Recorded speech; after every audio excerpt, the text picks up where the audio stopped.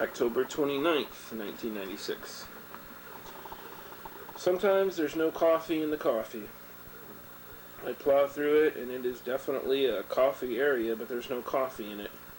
I always think there'll be a little at the bottom of the cup, but there never is. If it's missing at all, it's all missing. The fact is, coffee isn't just a substance, it's an event, and its manifestation depends on countless subtle conditions, most of which are not speakable.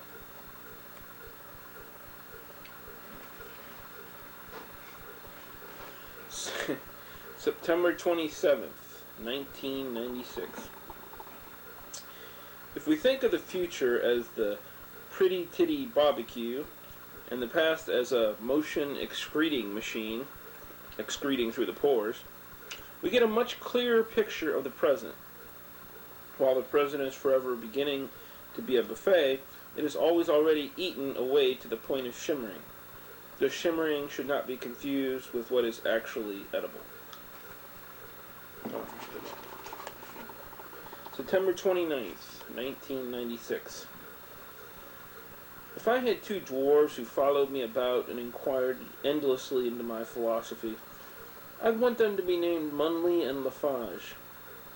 And I'd say to them, Munley, Lafarge, I have no philosophy, or none that I'd want anyone else to know about.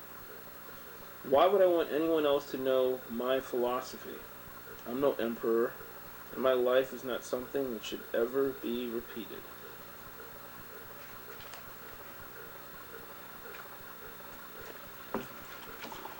March 2nd, 1997. Barely able to move today. Some sort of virus. Almost decided not to come in. Could only stomach a Coke. Still, glad I came. Glad I limped sweating into the loud line. I have come to appreciate from afar the force that stands, volume bright. The booth, as good as a bed, at first, until I think of a bed. Satisfaction for the sick comes so fast and hard it doesn't register.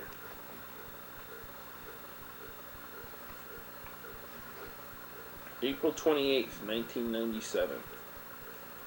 Sold into rest. Humped about the head by giggling eunuchs. If only I could move. If only I could drag myself from this tiny cot and find an open grave to crawl into. In an open grave, I would not be humped about the head by all these gigglers, and I could perform what rest I still owe.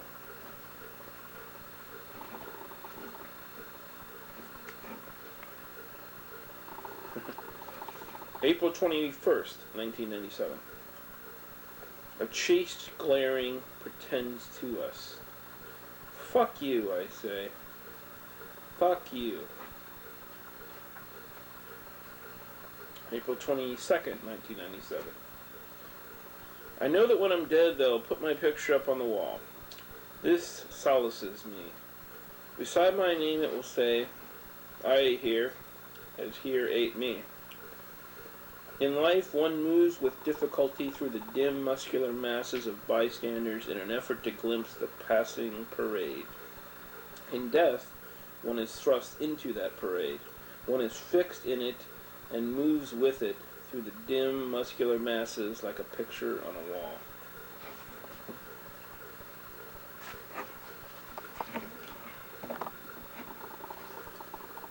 Let's read November 3rd, 1996 again. Surgeon light booming.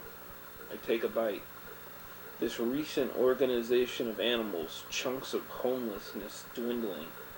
I take a sip. Gusts of patience. Nothing to worry about. I take a bite. Grass finding always a new naive cause. I take a bite. Surgeon light booming. Nothing to worry about. I take a sip. Loud shadow of animals in the causeway. Home gouging. I take a sip. A bite. Guts of patience.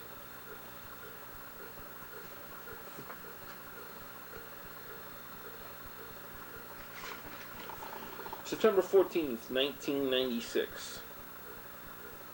Last night I dreamt that I pissed on Wendy's head. I entered the restroom, approached the urinal, and started pissing. And suddenly I realized it was not a urinal at all, but Wendy. As I began to protest to the dream itself, I understood that I must have known it was her. I felt ashamed, yet wronged. I also felt like the only thing that I ever wanted to happen was finally happening.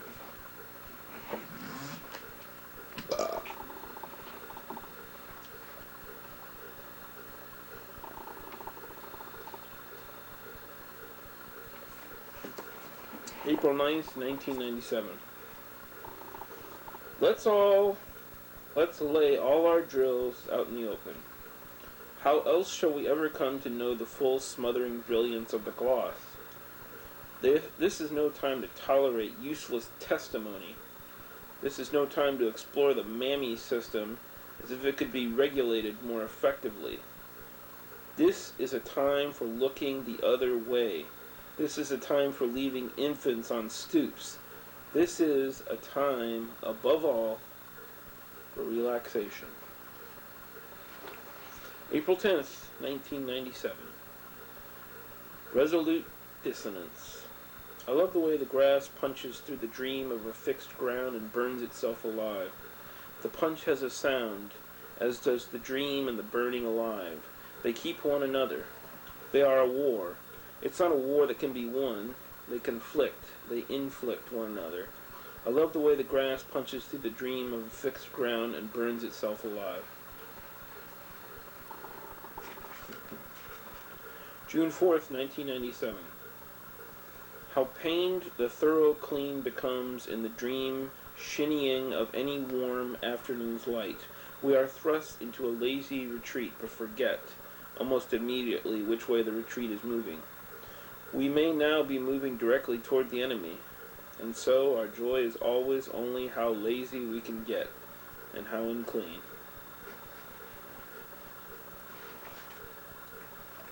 January 31st, 1997. I need one more piece of gum.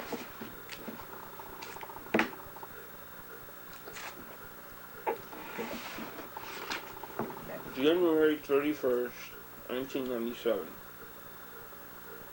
The urge to belong. I'm so jealous when the employees speak to one another in that knowing way.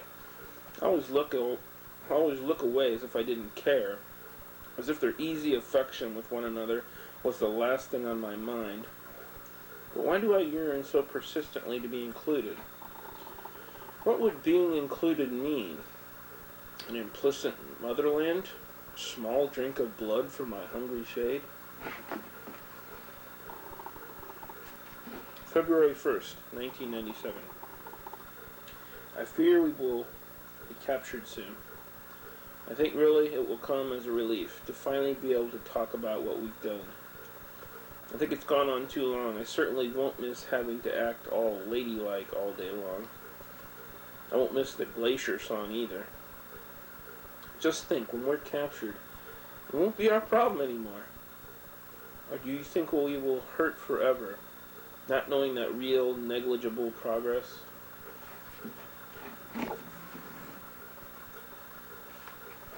October 16th, 1996. As with most things, writing to you is something I do without any explicit justification. Sorry, let me read that again. October 16th, 1996. As with most things, writing to you is something I do without any explicit justification. Are my visits insufficient? The ordering, the eating, and the drinking, are these not enough? I don't know. I think my visits are, if not sufficient, at least pleasing.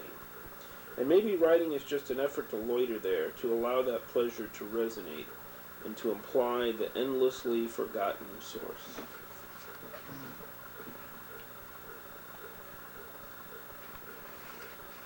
August 11th, 1996.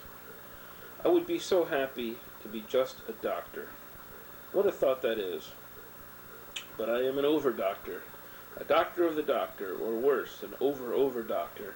And each stage in the retreat, is no more successful than the last. Indeed, each patient, myself, just a day ago, dies. I go on, barely a doctor now, even if my first patient, the exception, but when I abandoned and never was, struggles somehow on.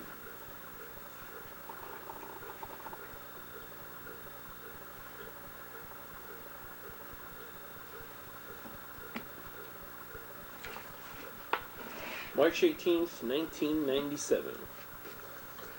I maybe ain't so good at speechifying, but I can sure as fuck split my head open and deliver its real hard-working matter to the hungry air. I can also turn furniture upside down if it isn't too heavy. The fucking point is clear.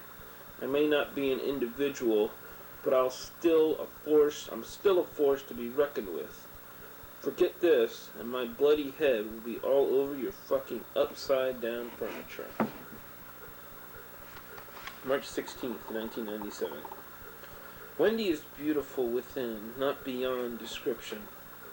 So it goes with the dead, the natives of the thriving sign.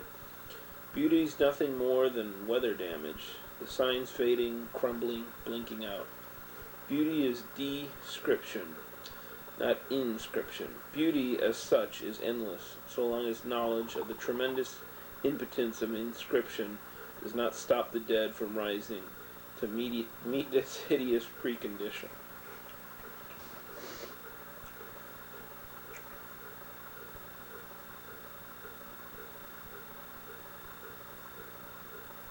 June 19th, 1997. No, let's do... No, sorry, it was July.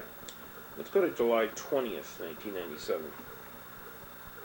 My hair hurts. Tomorrow is all full of knots. These thorns do not become me, but that's alright. Now we'll go back and do July 19th, 1997. Sickness I'm used to. I never write about it the way I never write about my own face. But sickness is never only sickness. It grows. It improves itself. So that at certain points it seems a whole new thing. I am at such a point now. I've been sick in the past, steadily and truly, and yet I am sick now in a way that makes me want to say that I was never sick at all, until here, until now. And that concludes tonight's Letters to Wendy's readings, folks. Perhaps in the future I will be able to read some more if we're, need some time to kill on a particular episode, but I hope you enjoyed this, and remember, this is not just readings of Letters to Wendy's, this is readings of Letters to Wendy's with a lot of gum, so something maybe will, if you out there, you viewers, think it's a popular, a good segment, then, write us at educatedbowlers@yahoo.com and let me know. Maybe we'll make it a regular weekly segment, regardless of whether we need to fill time or not. So, peace out, y'all, and I guess you should take the message of Wendy's to heart. Something about,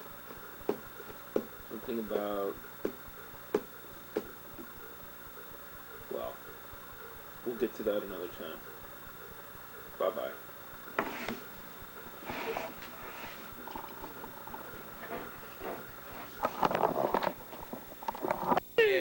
Fuck my ass.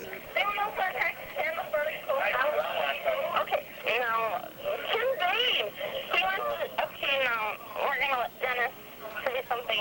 Here you go. Say something. Hi, Tim, what's going on? Why'd you leave so early? That's the kind of machine that Hello? on you. Hello? He's not talking. He